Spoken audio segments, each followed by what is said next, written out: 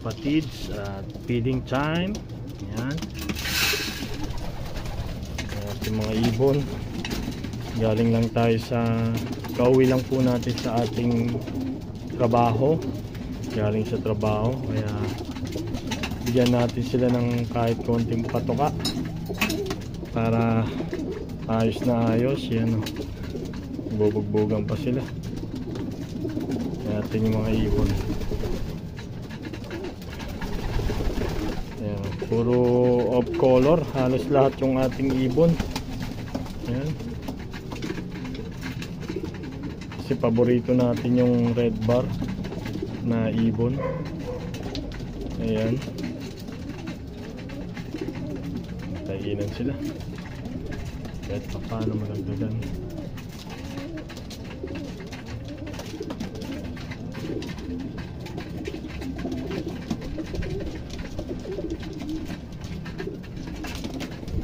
Nagitom.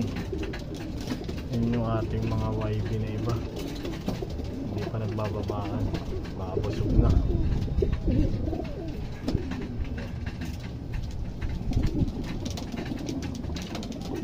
Yung ating pids,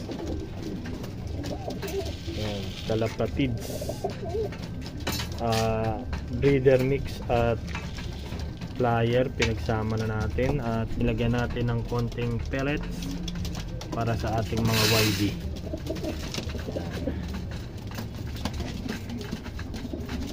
Ayan sila.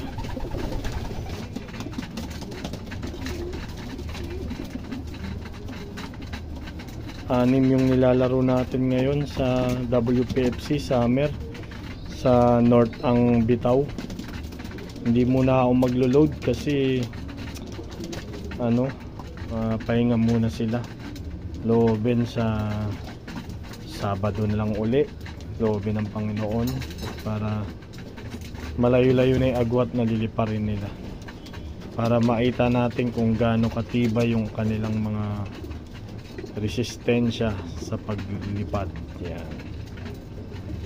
Tsaka syempre nag-ano rin tayo ng budget kasi 15 isa, 6, 90 din kung kada isang every other day 90 ng 90 sa sa isang linggo, 390 di 270 na agad.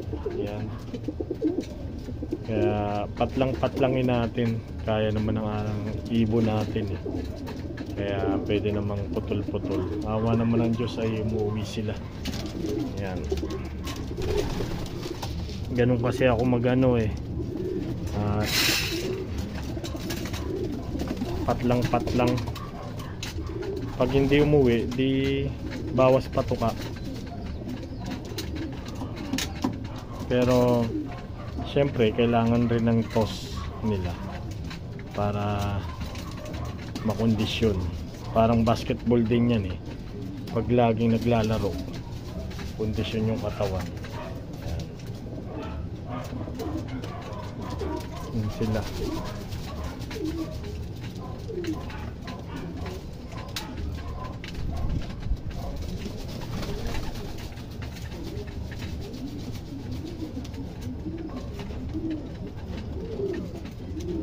Yan ating mga ibon.